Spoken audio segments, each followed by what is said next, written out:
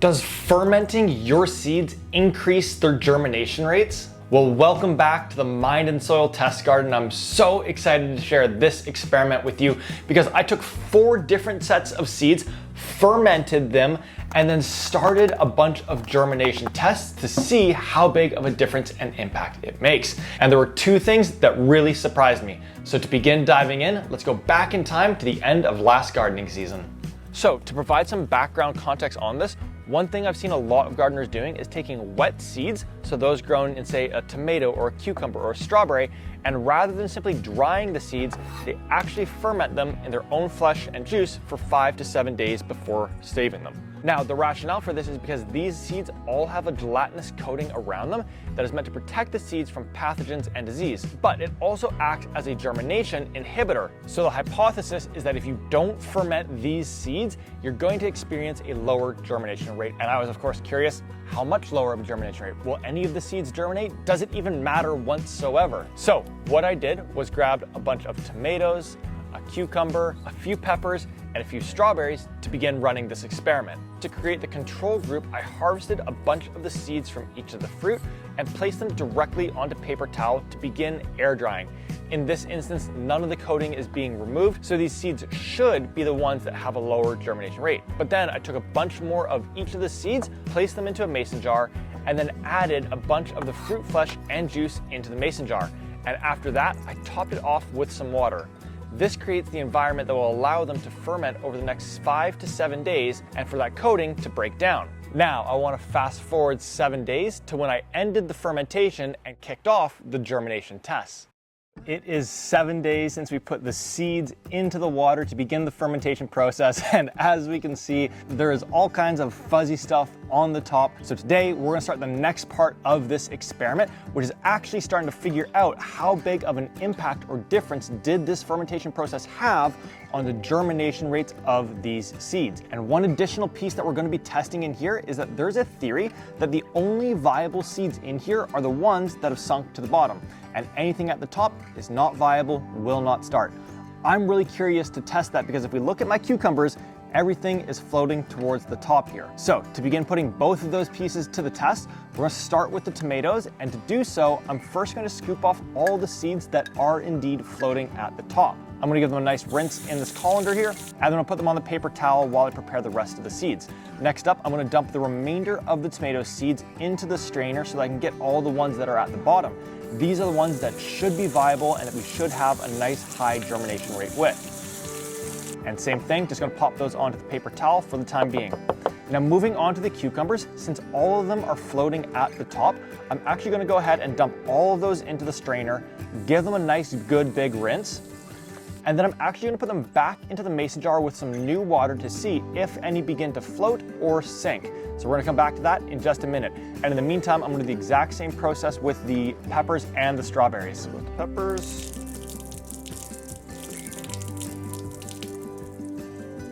alrighty, so the last one are the strawberries here, and they are very small seeds, so I don't want to lose any of them. Fingers crossed. Alright, cucumbers, you can see a lot on the bottom, some floaters still at the top. That's a lot of cucumber seeds, gotta like that.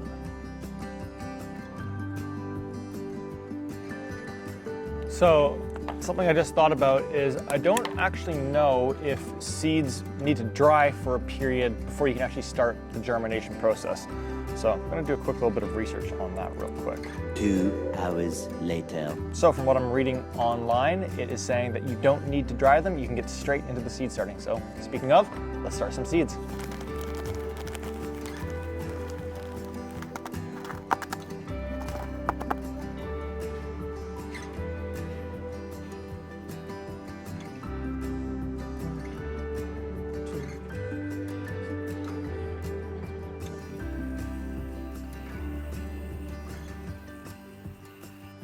All right, that has been a big day. Last thing we're doing here is just getting these underneath the grow lights in an environment that's at least 70 Fahrenheit, 20 Celsius.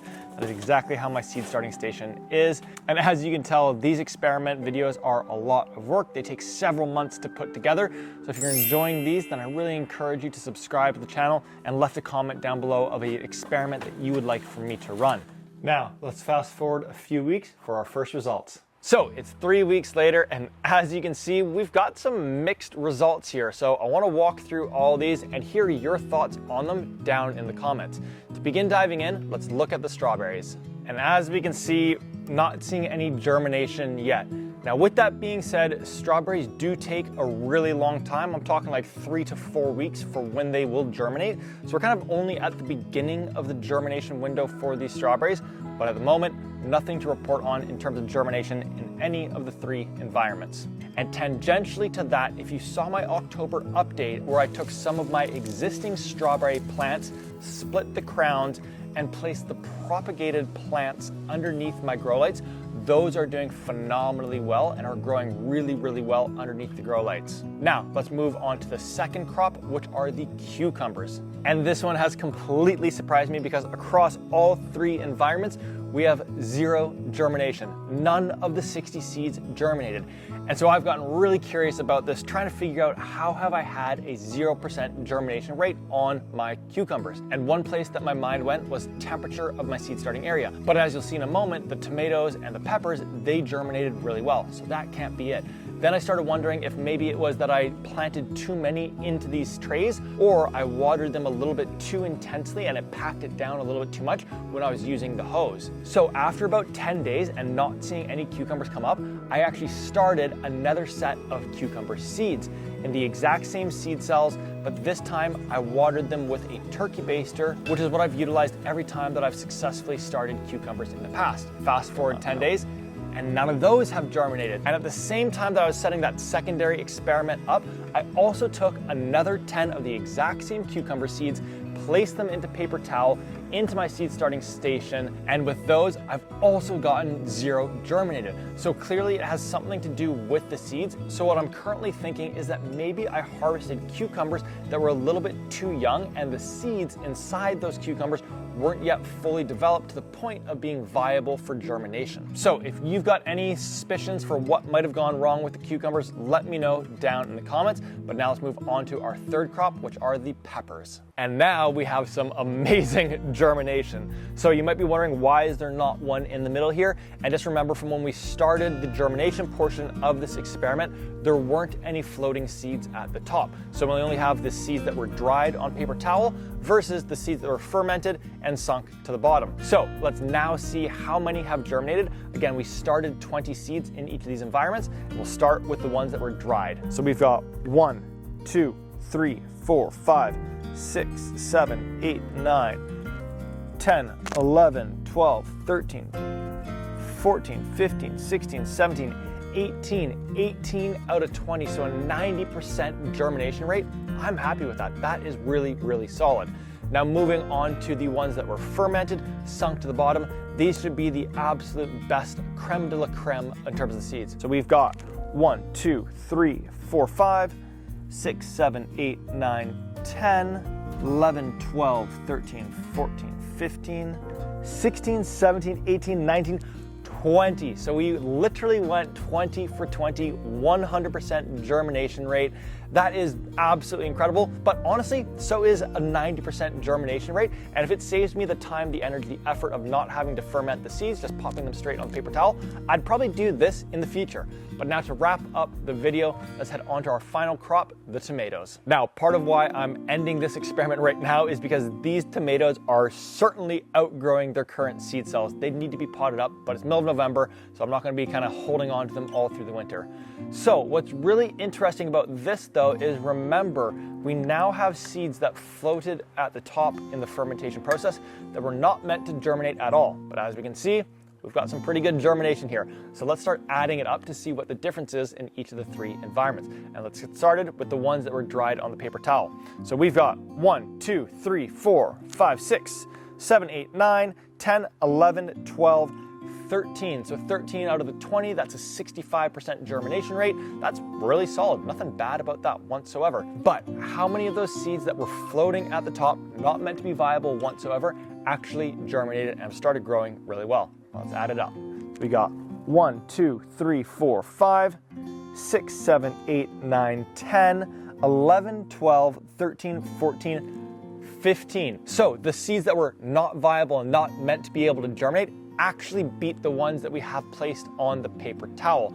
So I'm not sure kind of where I stand with that myth. I am recognizing that it is a fairly limited sample size I'm going off of, so there might be some more experimenting that needs to be done on that front into the future. But how do those then compare to the ones that sunk to the bottom of that environment?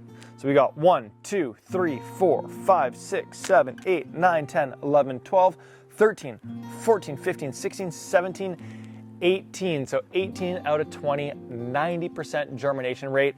And again, though, all three of these environments, pretty happy with how they've done. So I haven't really seen any major difference from those that are in the fermented environment versus the non-fermented environment.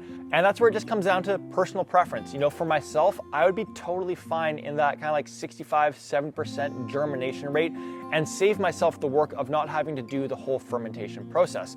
But let me know down in the comments which one you do. Would you ferment or not ferment them? So that's all for today's video here, folks. Can't wait to catch you on the next experiment. See you then.